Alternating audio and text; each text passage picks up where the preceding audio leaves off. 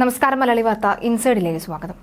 1500 രൂപ കേരളത്തിലെ ഒരു മനുഷ്യജീവന്റെ വിലയാണിത്. 1500 രൂപയ്ക്ക് വേണ്ടി ഏതോടെയും വാരി വൃത്തിയാക്കി ഭക്ഷണം കഴിക്കാനായി കിട്ടുമല്ലോ ഇത്രയും രൂപ എന്ന് കരുതിക്കൊണ്ടാണ് കഴിഞ്ഞ ദിവസവും ജോയിയും ഈ ആമയിഴഞ്ചാൻ തോടിലേക്ക് ഇറങ്ങിയത്. മൂക്ക് പൊത്താതെ ആർക്കും ആ തോടിന്റെ വഴി നടന്നു നീങ്ങാൻ പോലും കഴിയില്ല. തലസ്ഥാന നഗരത്തിന്റെ ഹൃദയഭാഗം റെയിൽവേ സ്റ്റേഷന്റെ തൊട്ടടുത്തുള്ള ഈ ആമയിഴഞ്ചാൻ തോട് 1500 രൂപയ്ക്ക് വേണ്ടിയിട്ടാണ് ഇദ്ദേഹം ആ ഓട വൃത്തിയാക്കാനായിട്ട് ഇറങ്ങിയത്. ആമയിഴഞ്ചാൻ തോട്ടിലിറങ്ങി മാലിന്യം വാരുന്നതിന് ഒരു ദിവസത്തെ കൂലിയാണ് ഈ തുക. ഈ തുകയ്ക്ക് വേണ്ടിയാണ് മാരായിമുട്ടം സ്വദേശി ജോയി തോടിന്റെ ആഴങ്ങളിലേക്ക് ഇറങ്ങിയത്.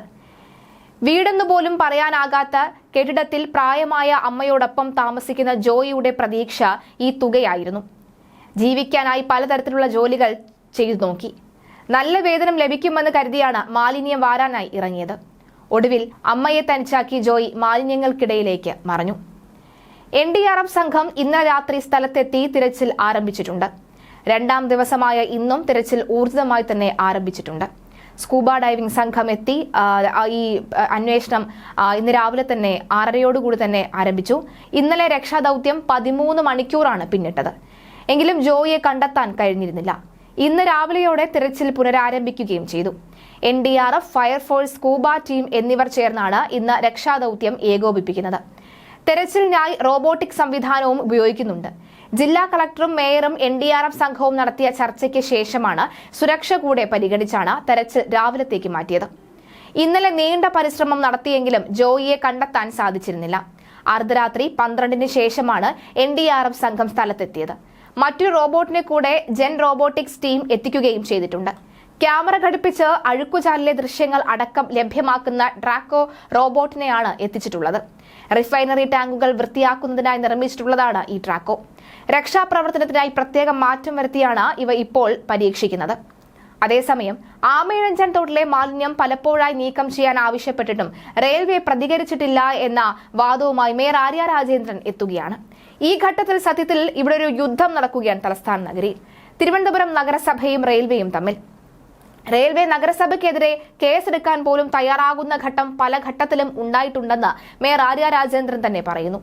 തോട് നഗരസഭ വൃത്തിയാക്കാൻ ശ്രമിച്ചപ്പോൾ നഗരസഭയ്ക്കെതിരെ പോലും റെയിൽവേ കേസെടുത്തുവെന്നാണ് ആര്യ രാജേന്ദ്രൻ പറയുന്നത്.